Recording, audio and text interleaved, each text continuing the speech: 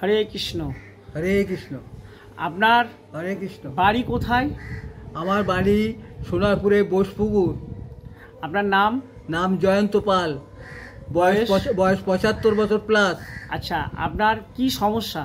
আমার সমস্যা, আমি জমি কিনে বাড়ি করেছি, কিন্তু সেই জমি আমার স্ত্রীর নামে, বাড়িও স্ত্রীর নামে করা হয়েছে। আমার স্ত্রী অন্য লোকের সঙ্গে অবৈধ সম্পর্ক থাকার ফলে আমাকে বাড়ি থেকে আমার স্ত্রী এবং ছেলে মেয়ে সব বাড়ি থেকে বের করে দিয়েছে।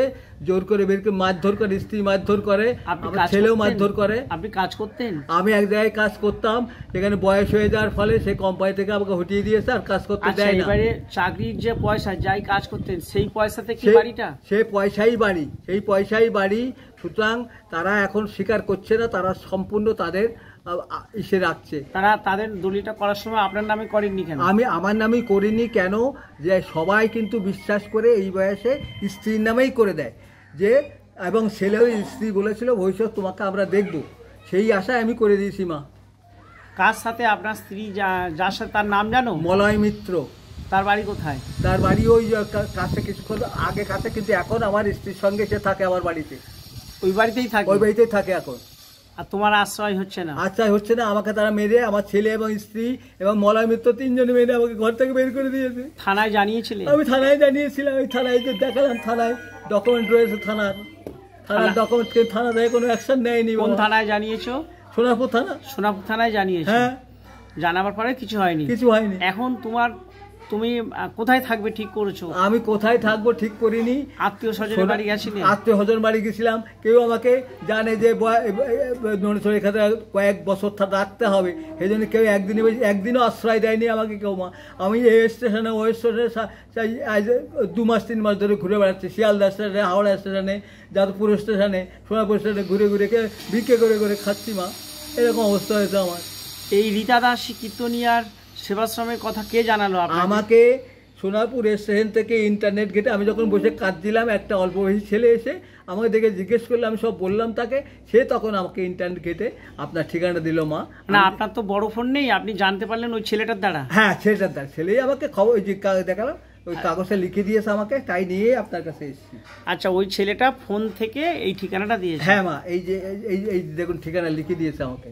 এই ঠিকানা লিখে দিয়েছে? হ্যাঁ, এই ঠিকানা লিখে দিয়েছে। নরসিংহ মন্দির, কীর্তনিয়া রীতা দাসী সেবাশ্রম, মা মনসা সেবা প্রতিষ্ঠান। হ্যাঁ, ঠিক আছে। তা আপনি একটু চেষ্টা করে আর বাড়িতে যাননি 2-1 দিনের? হ্যাঁ, আমি গেছিলাম বাড়িতে মা, কালকেও পর্যন্ত আমি থানায় ডায়েরি করে কালকে পর্যন্ত বাড়িতে গেছিলাম, কিন্তু আমার দরজা খোলেনি মা, আমাকে কেউ ঢুকতে দিল না।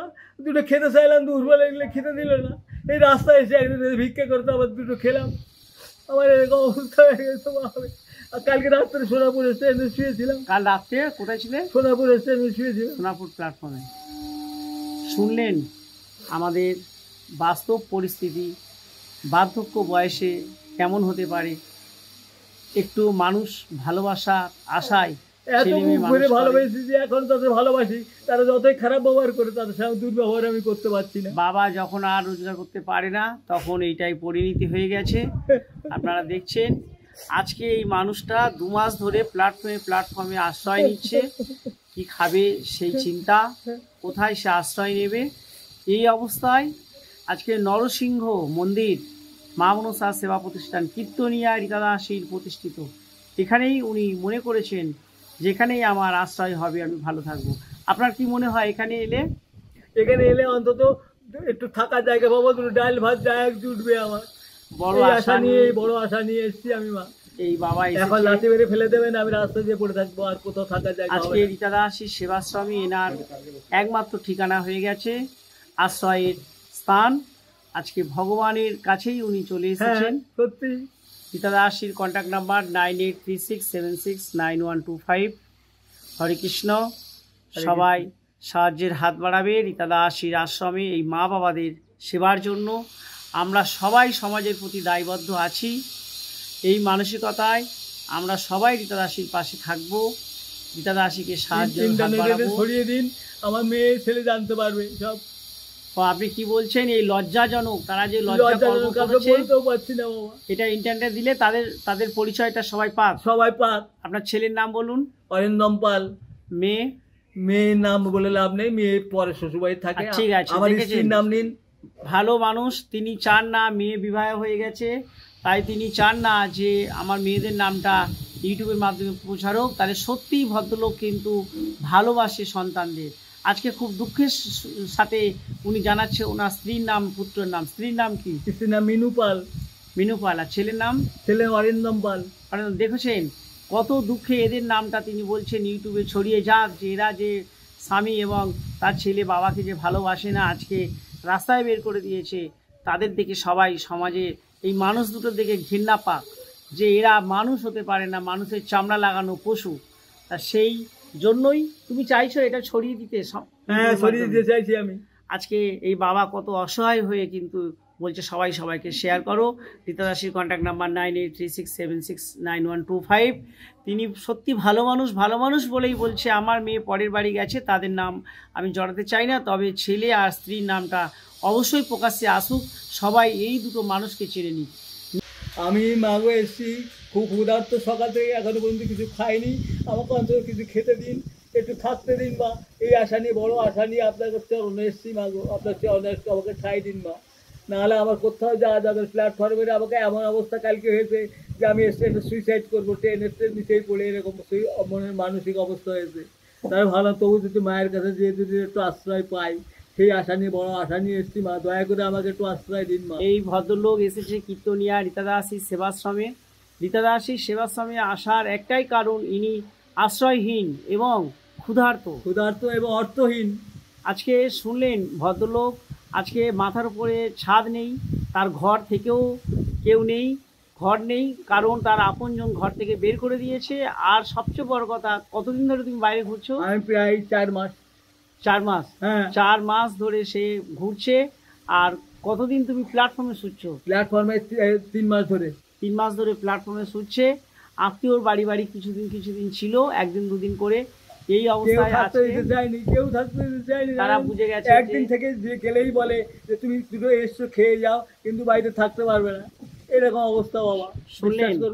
আমি একটা মিথ্যে কথা বলছি না। বার্ধক্যজনিত কারণে মানুষ খাওয়া দেবে কিন্তু আশ্রয় দেবে না। সে আত্মীয় হলেও সে খাওয়া দেবে, যে এসেছো খেয়ে যাও। ভাই বোন বলেন কেউ না, ওই একই অবস্থা, সবাই বলতো খেয়ে যাও, থাকতে দিতে পারবো না, আশ্রয় নেই। শুনলেন? খাবার দেবে, খাবার অনেক সময় উচ্ছিষ্ট হয়ে যায়, খাবার অনেক সময় ঠিক তাই বেশি থাকে, সে ফেলে দেবে কেন, দেখে দেবে, কিন্তু ঘরে নিয়ে গিয়ে আশ্রয় দেবে না। কারণ আশ্রয়টা দেওয়ার মতো মানসিকতা সম্পন্ন মানুষ আজ বিরল।